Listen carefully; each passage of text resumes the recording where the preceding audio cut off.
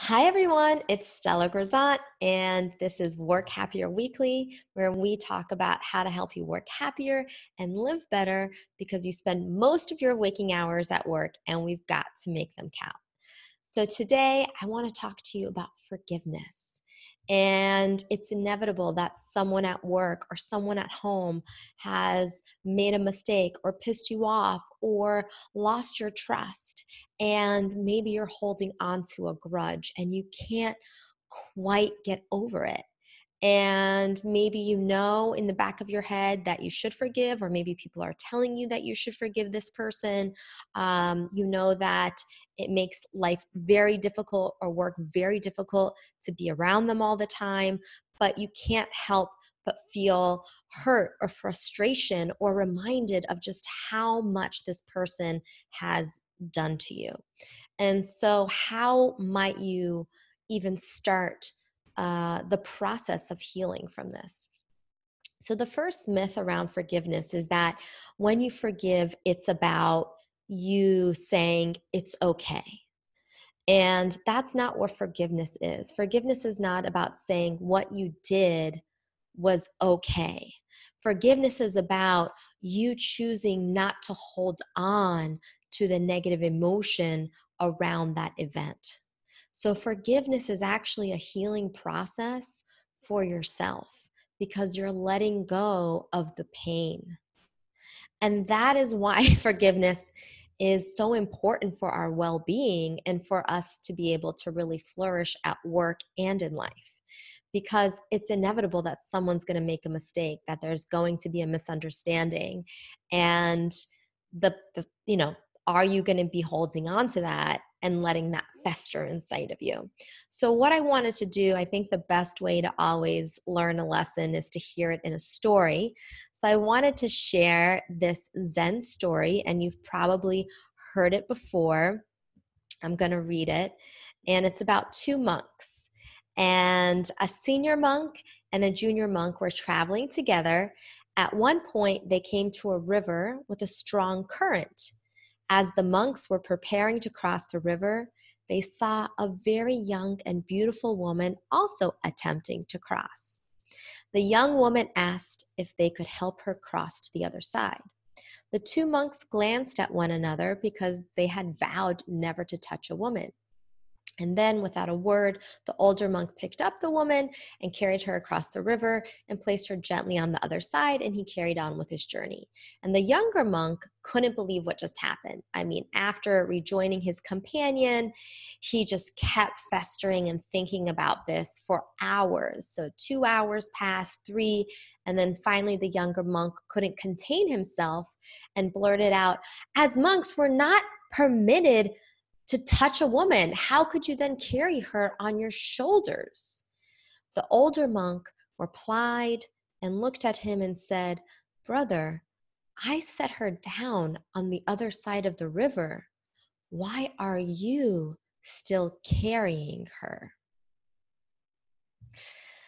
So I love this tale, which is about not only living in the present moment, which also, by the way, is an important factor of forgiveness, is because when we are not letting go of the grudge, we are not in the present moment. And we know from a Harvard study that 51% of the time that you're doing something, you're actually thinking about something else, especially at work. And the number one distraction for us is our emotions. And so when there's something that we're ruminating or festering about, or we have a grudge or we have a disagreement, then that really takes us out of the present moment, which is the only moment we have. And so, again, forgiveness is really about your own healing. And while it may take courage to forgive, to be willing to forgive, to make peace with a person. And you don't even have to actually have an exchange, but in your heart, you want to wholeheartedly forgive them. While that takes a lot of courage and it can be knee shaking kind of courage, um, it's really about am I going to hold on to this wound, which can then manifest into stress and body aches and even disease? Or am I going to really step up and forgive? So, how do we forgive? Now, I know you are watching this, and many people are watching this, and I don't know the range of things that are coming up for you. Um, for many people, there are some really deep, deep wounds that you're carrying, and for some, it's just like, like this week, my husband Ilya didn't wash the dishes, and it was his turn to wash the dishes, and I got really pissed off. And I'm like, and as he didn't wash the dishes and I was telling him it was his turn, I felt all the times that he didn't wash the dishes rise up in me, and I felt a deep rage suddenly. And I thought, wow, that's really interesting. And so I really tried to stay present and say, okay, this is just about this moment here and now.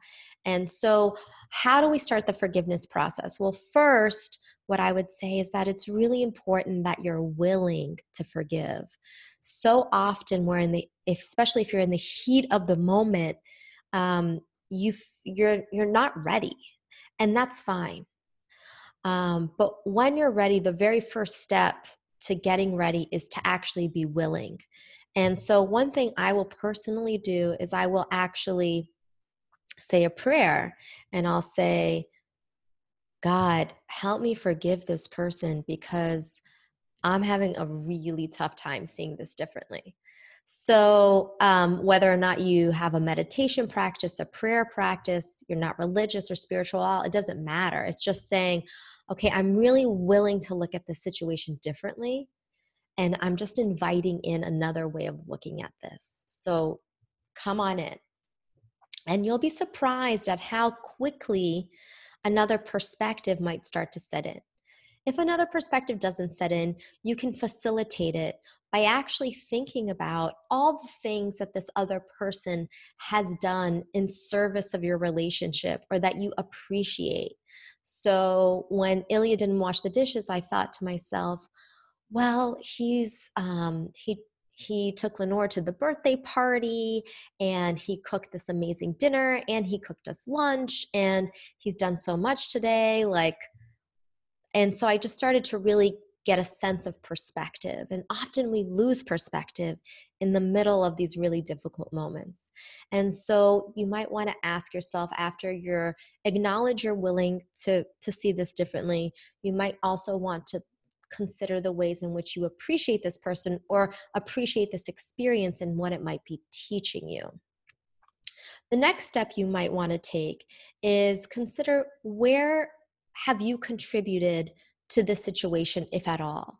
Even if it's 1% out of 100, maybe 99% this person did something wrong, and 1% is you. So it might be like, oh, I didn't communicate when I said I wanted this by when I said I wanted this by Tuesday, and I didn't say 5 p.m., I assumed you were going to submit this project by 5 p.m. But so when you submitted it by 9 p.m., I was really upset. But now I realize I should specify, when I say by Tuesday, end of day, I mean 5 p.m., right?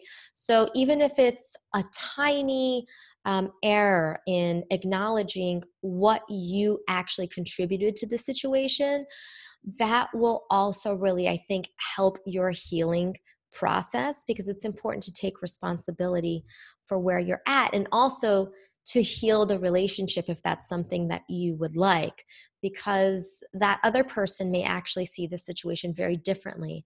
And so by acknowledging where you have some responsibility, that is always really, really important. And then finally,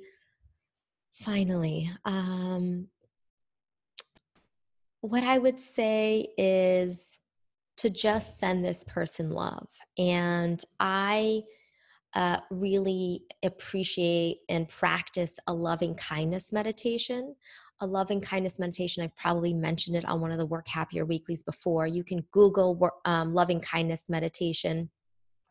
But essentially, loving kindness meditation is when you're wishing a person well.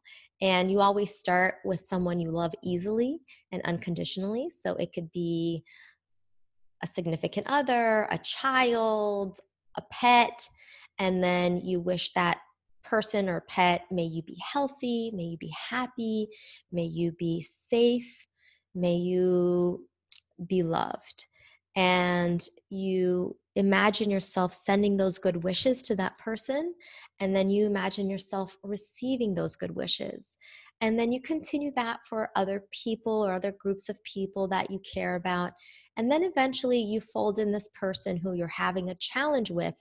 You fold them into the practice because you also want to send them love. The thing is, and I've mentioned this before, is that our emotions are contagious, and we know this from research.